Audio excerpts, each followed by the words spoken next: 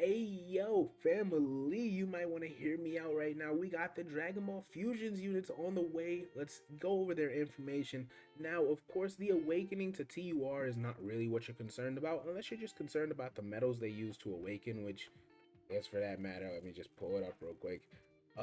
Janembu, his metals, I mean, the metals aren't gonna be hard to get, right? These are real easy awakenings to do. It's gonna be these little the like the armbands, right? The Matamo rings. I guess you could farm them up in advance right now if you're worried about, how much stamina and stuff like not using meat items and stuff like that. From the time I'm recording this video, they will be dropping in a little under 6 days. However, I'm dropping it much later than that, so you guys will have to you know, uh, do the math on when it's dropping compared to when you're watching this, right? If that makes sense. Now, Janembu, I'm very excited because Janembu seems to be one of the best non-Dokkan Fest, non-LR units in the game. Janembu's amazing. He raises defense, supreme damage greatly lowers defense, Tech type gets 3 key stats 100%, which is irrelevant. Honestly, no, I'm not going to say the rest of their leader skills. Don't worry about it. Passive skill at the mercy of evil. That is one of the most cold-blooded passives in the game. That is so fire. Attack and defense 120%. Janembu gets 60% attack and defense per extreme class ally in the same turn. Himself is excluded. He has a medium chance of dodging, and he guards all attacks in the same turn within that turn after he is dodged at least one time, which means like, yo, he might take type neutral on the first one. He dodges that second attack. Now, if he gets hit on that third one, he will guard. If you didn't understand how the mechanic works, he recovers 13% HP at the end of the turn after he has been hit. If an attack was received, the attacked enemy's attack is he's so crazy. The attack's enemy's attack is minus 33%. He reduces their attack by 33%. He is so amazing, bro. I love this guy. His link set, Majin, Brutal Beatdown, Infinite Regeneration. I hate Berserker. Fused Fighter, Shocking Speed, and Shattering the Limit. 12 key multiplier of 140%. Thausa, so Celza is good, but he's not crazy. Super attack effect raises attack and defense for one turn. Supreme damage greatly lowers defense. Attack and defense 120%. He gives himself 10% HP at the start of turn and an additional 10% HP if HP is 50% or less. Now I like that for Super Battle Road because the difference between being at like 40 and 60% HP, the confidence level you may or may not like, the confidence you gain from getting that extra 20% instead of, either nothing if it was another unit, or it's just 10% by nature with Celsa here. It's massive, right? Like, that's stuff that's gonna be important for utility if you care about no item runs. Stuff like that is important. He gets an additional attack and defense plus 100% when performing a super attack if HP is 50% or more. I don't like this part of his passive. I wish it was just innate, right? Like, so basically, if Celsa does, this is so weird. If Celsa does get that extra HP regen I was just referring to, he will take so much more damage because he's not getting the other proc, right? Like, it's weird. It had that defensive proc. I'd rather just have that all the time if that means I have to get rid of the 10% HP buff, but that's how he's built, so you got to make the most of it. Now on to Coolieza. I love this for Coolieza because his categories I really like, especially he's extreme STR, right? STR cooler, STR first form Frieza is still very good. Don't play with that man's name. Say Bojack, I probably got a couple more I'm not even thinking of. He greatly raises attack permanently, raises defense normally and permanently though, and he causes supreme damage to the enemy with his supernova. Passive skills, certain destruction, attack and defense 120% when super attacking, has a high chance of launching an additional super. He has a chance of performing a critical hit plus 10% with each super attack performed. It's just giving you more and more reasons to give him additional over crit, right? Like, I feel like this is all the reason, that right there, compensating for the crit you would have not gotten, or the crit you would have gotten if you focused on that in the hidden potential system. I'd rather just give him his additionals, right? Like, he's raising defense, he can do 3 supers in a turn, he can crit as he's building up the percentages. It's crazy. Fusion or Wicked Bloodline. I love this.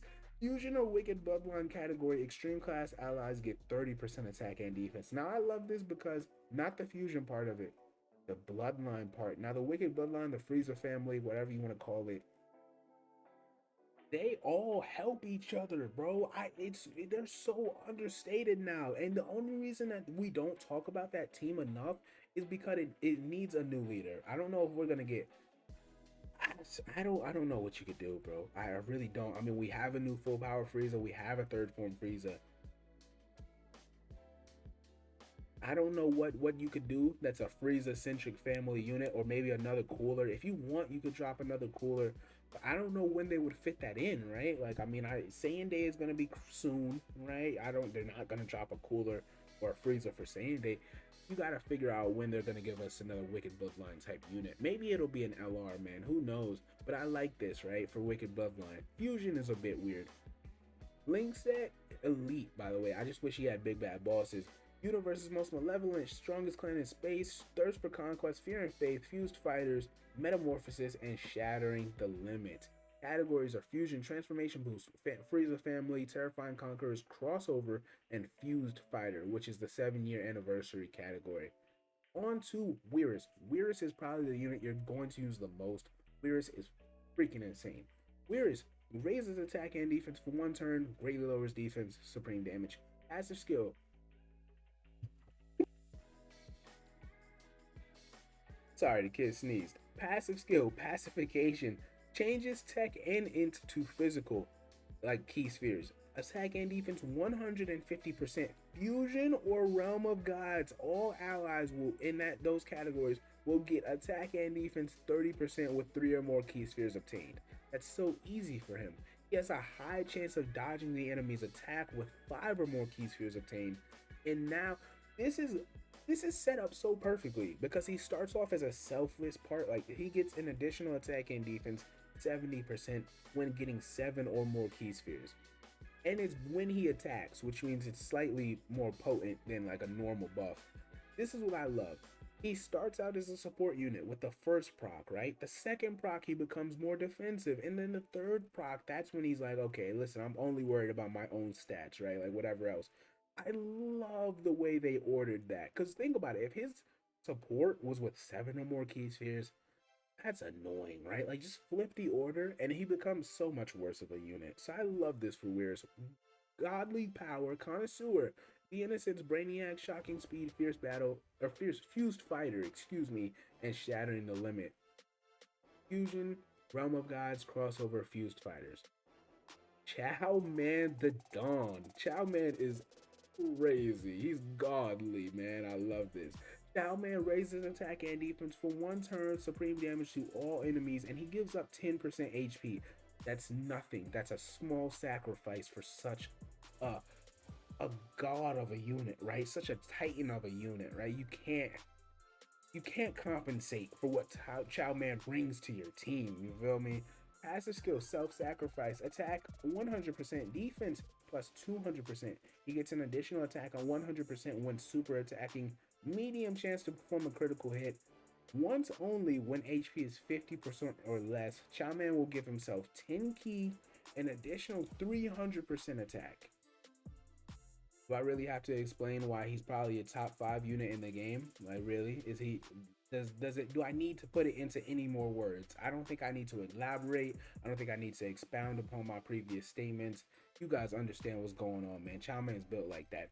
Link said, Infighter, telekinesis, courage, telepathy, fused fighter, overnight flash, and shattering the limit. Categories are fusion, final trump card, crossover, and fused fighters. I think it's safe to say he's also the best unit on each of these categories. So, I mean, I guess the only category in the game he probably wouldn't be like that on is Pure Saiyans, and even then, you know, it's up in the air. Like, you can decide, right? Like, it's debatable.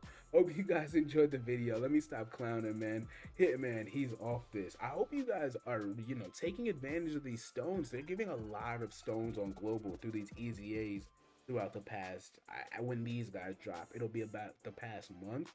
They're being very fast with these EZAs. So make sure you guys are saving up the stones for Saiyan Day, for the, you know, Golden Week, for Goku Day, stuff like that. But Hitman is off this. And of course, most importantly, the 7-year anniversary.